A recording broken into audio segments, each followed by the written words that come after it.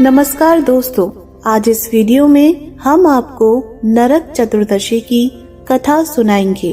कार्तिक माह के कृष्ण पक्ष की चतुर्दशी यानी अमावस्या से पूर्व आने वाला दिन छोटी दिवाली के रूप में मनाया जाता है। इस दिन को छोटी दिवाली के नाम से अधिक जानते हैं। इसे नरक चतुर्दशी या काली चौदस या रूप चौदस के नाम से भी जाना जाता है। हिंदू धर्म की मान्यताओं के अनुसार नरक चतुर्दशी का विशेष महत्व है। इस बार यह चतुर्दशी 24 अक्टूबर को मनाई जाएगी। नरक चतुर्दशी कथा के अनुसार इसका व्रत भी किया जाता है।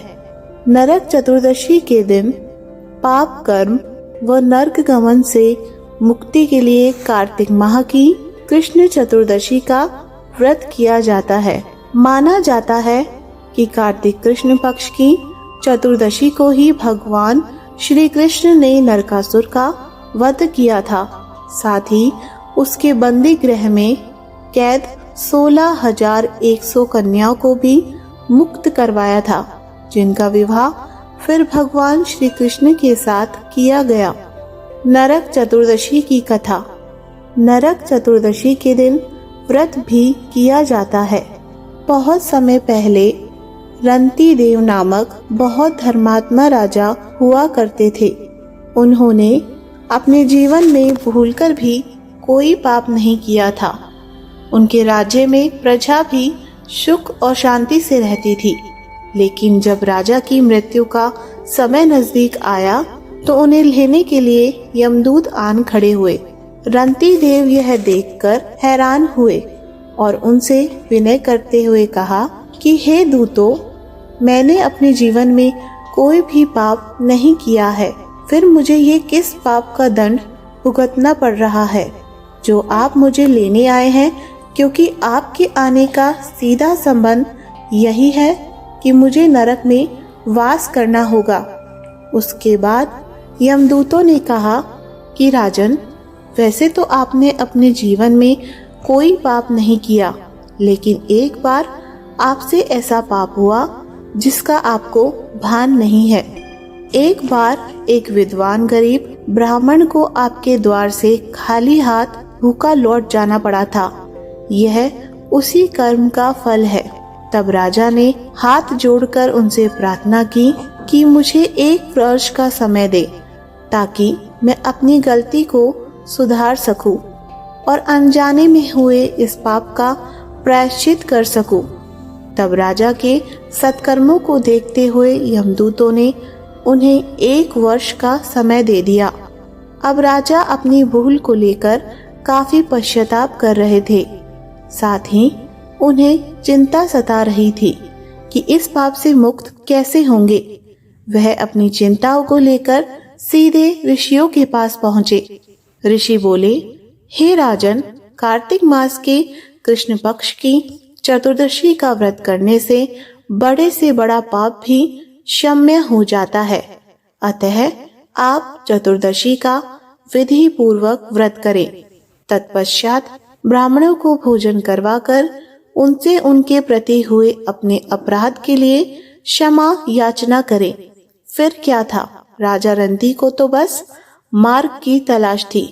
उन्होंने ऋषियों के बताए अनुसार चतुर्दशी का व्रत किया, जिससे वे पाप मुक्त हो गए और उन्हें विष्णु लोक में स्थान प्राप्त हुआ। तब से लेकर आज तक नरक चतुर्दशी के दिन पाप कर्म व नरक गमन से मुक्ति के लिए कार्तिक माह की कृष्ण चतुर्दशी का व्रत किया जाता है।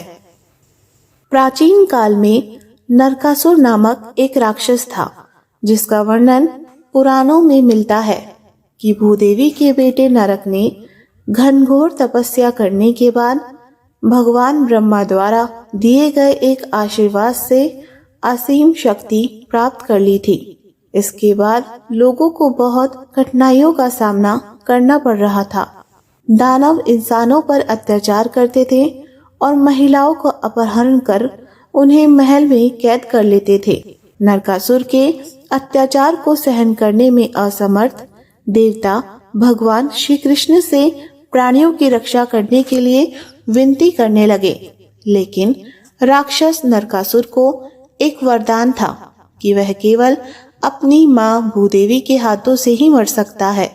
अतः श्री कृष्ण ने अपनी पत्नी सत्यभामा को नरकासुर के साथ युद्ध में उनका सारथी बनने को कहा, क्योंकि सत्यभामा ही भूदेवी का पुनर्जन्म थी।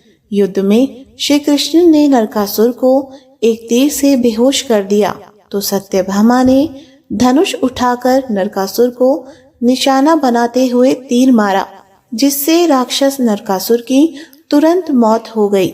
सत्यभामा के द्वारा नरकासुर का वध इस बात को व्यक्त करता है कि माता पिता को अपने बच्चों को दंडित करने में संकोच नहीं करना चाहिए। नरक चतुर्दशी का त्योहार यह संदेश देता है कि समाज की भलाई हमेशा किसी व्यक्ति के अपने व्यक्तिगत स्वार्थ से अधिक प्रबल होनी चाहिए।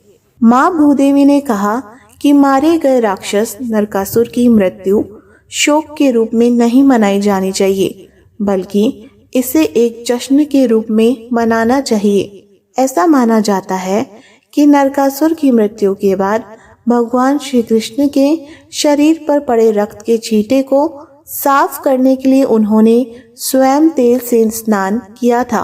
तभी से यह परंपरा चलती आ रही है कि इस दिन को लोग धूमधाम के साथ मनाते हैं। लोग नरक चतुर्दशी के दिन तेल लगाकर स्नान करते हैं।